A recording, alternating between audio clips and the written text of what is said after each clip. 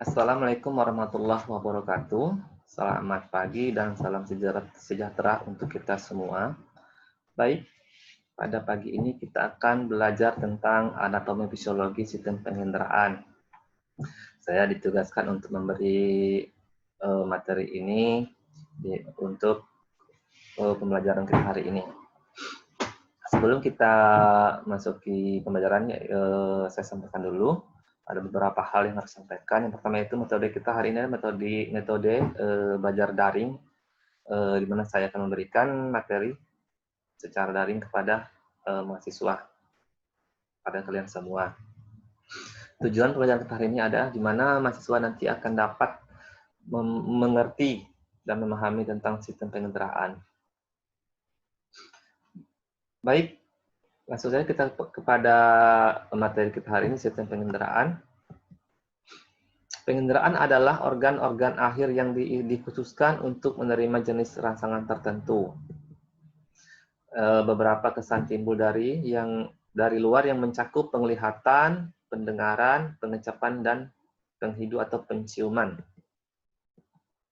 Kita masuk ke indera penglihatan atau mata. Ini adalah anatomi mata. Mata adalah organ penglihatan yang mendeteksi cahaya. Yang dilakukan pada mata yang paling sederhana tak lain hanya mengetahui apakah lingkungan sekitarnya adalah terang atau gelap. Mata yang lebih kompleks dipergunakan untuk memberikan pengertian visual. Fungsi mata adalah menerima rangsangan berkas cahaya pada retina dengan perantaraan serabut nervus opticus. Penghantaran rangsangan ini ke pusat penglihatan pada otak untuk ditafsirkan. Organ mata ada organ luar atau disebut dengan organ okuli aksesoria.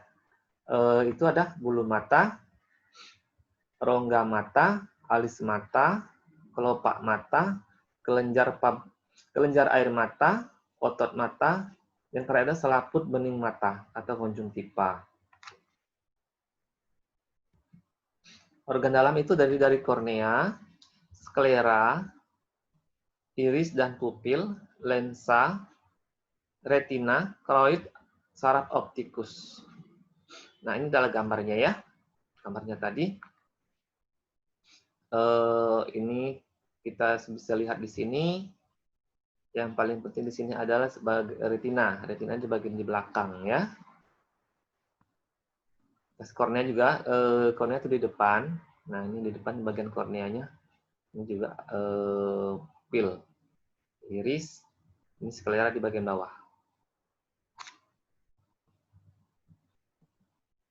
Ini bagian mata. Nah, ini bagian dari samping ya. Kalau ini tadi dari samping sana, di sebelah sini. Bagian mata ya. Nah, ini sklera, koroid, iris, lensa, pupil, kornea, aqueous humor, ini cairan nih. Terus petrous humor.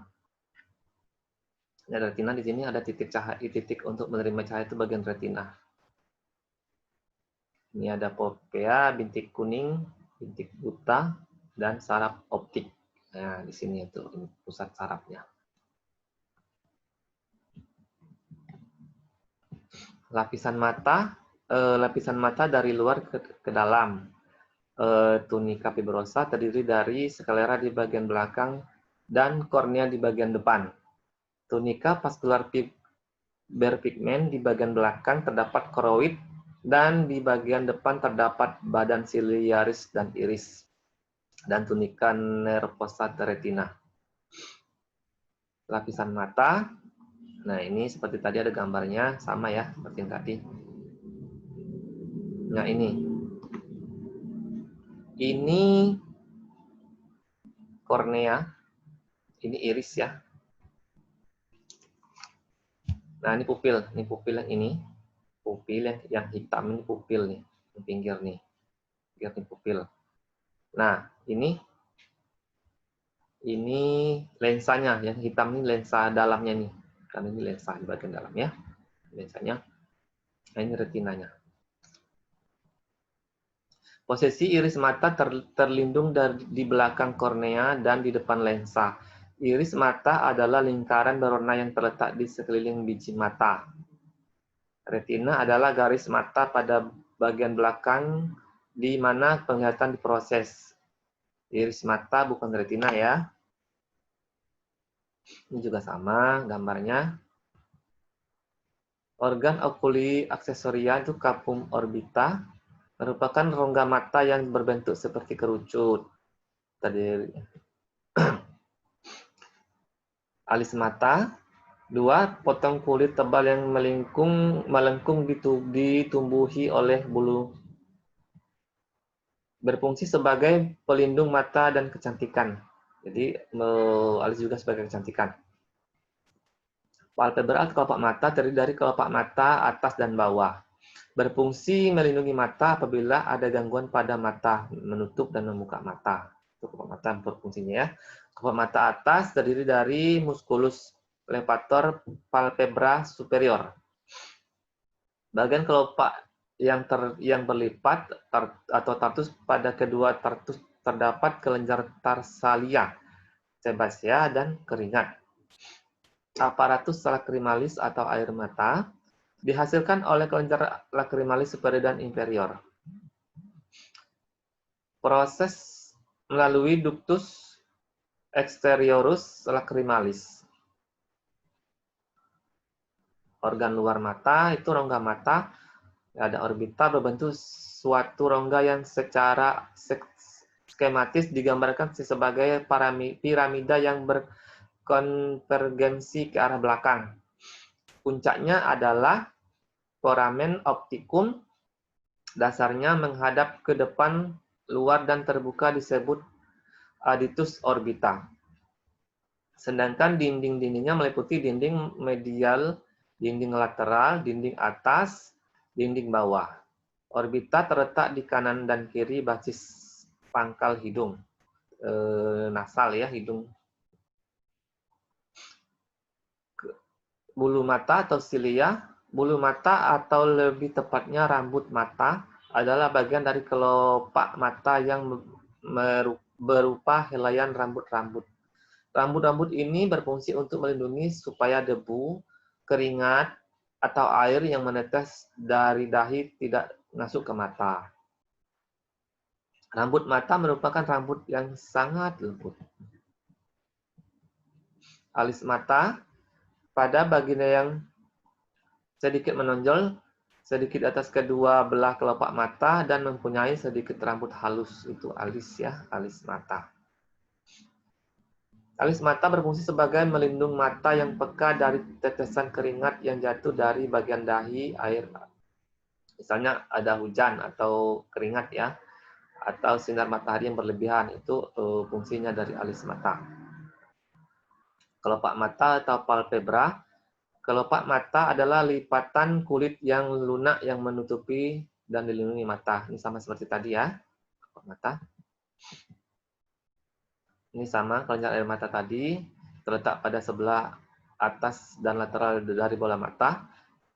Kelenjar lacrimalis mengekstresi cairan lacrimalis, air mata yang berguna untuk membasahi dan melembabkan kornea. Kelebihan sekresi akan dialirkan ke kantung lacrimalis yang terletak pada sisi hidung dekat mata dan melalui ductus nasolacrimalis hidung. Aparatur ini gambarnya aparatur lacrimalis ya. Kita bisa dilihat di sini ada bulu mata, ada kelenjar mata, kelopak mata.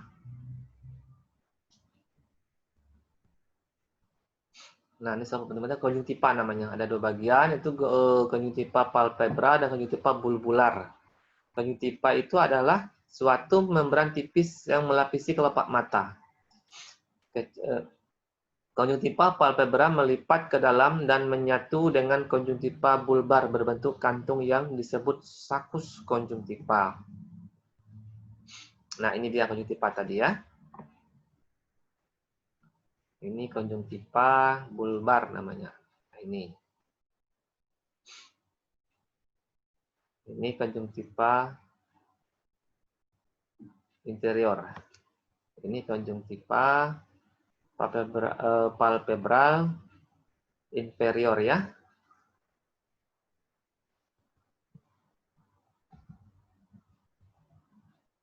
Fisiologinya ya, penglihatan ini ada bola mata dari 3 lapisan, yakni lapisan terluar ya, sklera. Terus lapisan kedua itu koroid, seperti hitam ke depan akan membentuk otot siliari dan iris berfungsi untuk mengatur cahaya. Bila cahaya terlalu besar, maka iris saling mendekati, pupil mengecil. Sedangkan jika cahaya redup, iris saling menjauhi, pupil membesar. Lapisan dalam itu retina. Retina itu mempunyai pembuluh darah, arteri dan vena retinalis, sehingga bola mata teraliri oleh darah. Selain dari 3 lapisan tadi, terdapat pula lensa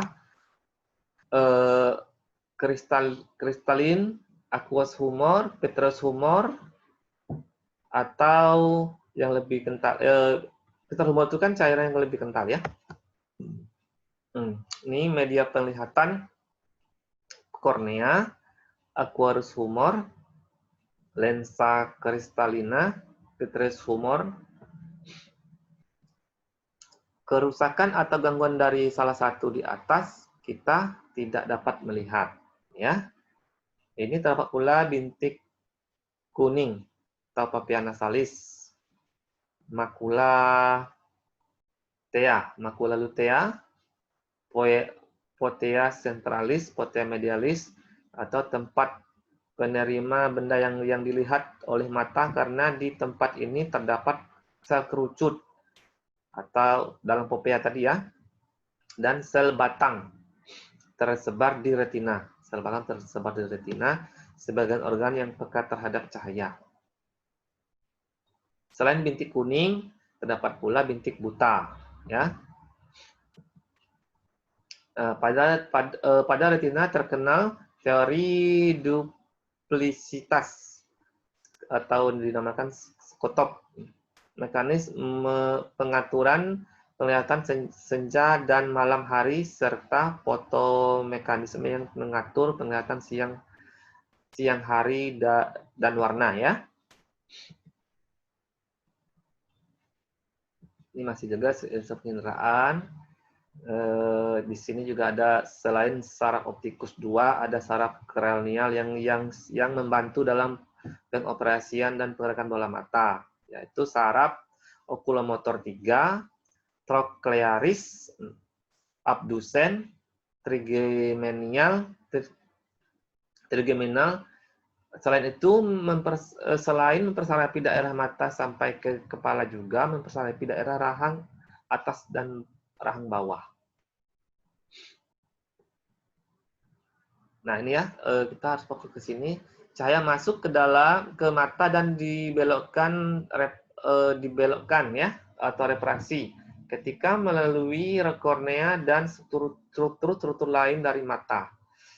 Kornea, humor aqueous, lensa humor vitreous, yang mempunyai kepadatan berbeda-beda untuk difokuskan di retina. Hal ini disebut dengan refraksi. Nah, ini mata mengatur atau akomodasi sedemikian rupa ketika melihat objek yang jaraknya bervariasi dengan menipiskan dan menebalkan lensa. Ini kita bisa lihat ya. Nanti kita langsung gambar kali ya. Ini.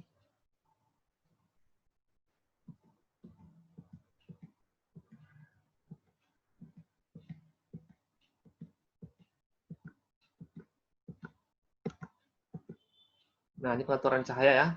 Pengatur pupil, tempat masuknya cahaya ke bagian mata yang dikontrol saraf otonom. Cahaya terang, bila cahaya terang, pupil mengecil.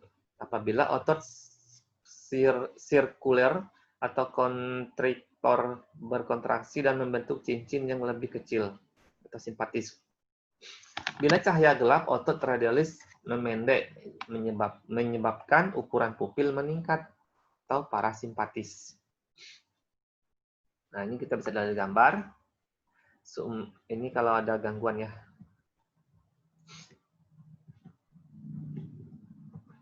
Ini pemfokusan berkat cahaya. Pembelokan suatu berkat cahaya, refraksi namanya. Tadi kita sudah jelaskan.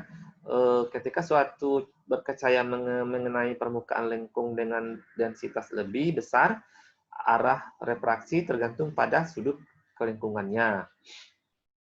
Ini lensa konveks cembung ya, menyebabkan konvergensi pengaturan berkat cahaya. Lensa konkav atau cekung menyebabkan divergensi atau penyebarannya itu penyebaran berkat cahaya. Nah, ini bisa kita lihat. Nah, ini fungsi refraksi mata tadi ya. Nah, ini titik cahaya di sini, berkat cahaya. Nah, struktur mata yang membelok ke berkat cahaya. Nah, masuk ke sini, berkat cahaya difokuskan ke retina. Jadi dari sini masuknya, kita cahaya masuk tadi. Nah, kita fokuskan di sini ya, untuk berkat cahaya tadi ke retinanya. Nah, ini jelasannya. Cahaya jatuh di atas mata, bayangan letaknya difokuskan pada retina. Seterusnya itu menembus dan diubah ke kornea, lensa badan aqueous dan vitreous. Setelah itu membiaskan dan memfokuskan bayangan pada retina bersatu menangkap sebuah titik bayangan yang difokuskan. Nah, ini ya, kita bisa dijelaskan ini sumber cahaya di atas, terus masuk melalui kornea, melewati pupil yang lebar diatur oleh iris, terus dibiaskan oleh cahaya, terbentuklah bayangan di retina yang bersifat nyata, terbalik dan diperkecil. Terus sel-sel batang dan sel kerucut meneruskan sinyal cahaya melalui sel saraf optik. Otak membalikkan lagi bayangan yang terlihat di retina, terus objek yang terlihat suatu bayang sesuai dengan aslinya. Nah, ini mata normal ya. Misalnya ini huruf A, ini kita melihat huruf A masuk. Nah, di sini kita dibalikkan di sini pada bagian fokus cahaya ini. Nah, nanti mantulah seperti aslinya gambarnya. Ini akomodasi ya sumber cahaya, titik fokusnya, berkas sejajar, berkas dipregan dan berkas lebih kuat, sumber cahaya dekat ya. Titik fokusnya tetap di sini. Ini akomodasi adalah kemampuan penyesuaian kekuatan lensa sehingga baik sumber cahaya dekat maupun yang jauh dapat difokuskan di retina. Kontraksi otot ciliaris, ligamentum, suspensorum melemas dan tegangan mata lensa berkurang, lensa membulat dan menguat ya. Nah, ini kalau mata normal ini retina. Ini seperti ini ya, reseptornya di sini dan objek dekat ya. Kalau rabun dekat, retinanya menipis. Nah, ini mata normalnya di sini objek jauh ya, objek jauh normal ya seperti ini. Nah, kalau rabun jauh itu retinanya menebal. Ya. Kita bisa lihat di sini. Ini kalau objeknya dekat atau jauh. Terus dinamakan astigmatisma atau objek itu retina mengerut jadinya. Nah, ini bisa dilihat ya seperti gambar di ini. Untuk itu mengetes dari kekuatan mata kita ya. Nah, ini juga untuk melihat dan yang mengetes mata kita juga. Ini gambar gambar yang kedua ini. Oke. Mungkin untuk anatomi mata dan fisiologi mata sudah jelas ya pada hari ini sudah saya sampaikan. Untuk selanjutnya kita akan membahas tentang sistem pengendaraan yang lain, di mana sistem pendengaran, penciuman, dan pengecap. Baik, sampai di sini dulu perjumpaan kita hari ini. Lebih dan kurangnya saya mohon maaf. Kita akan kembali lagi bertemu di minggu depan pertemuan yang selanjutnya ya. Dan saya akhiri, wassalamualaikum warahmatullahi wabarakatuh.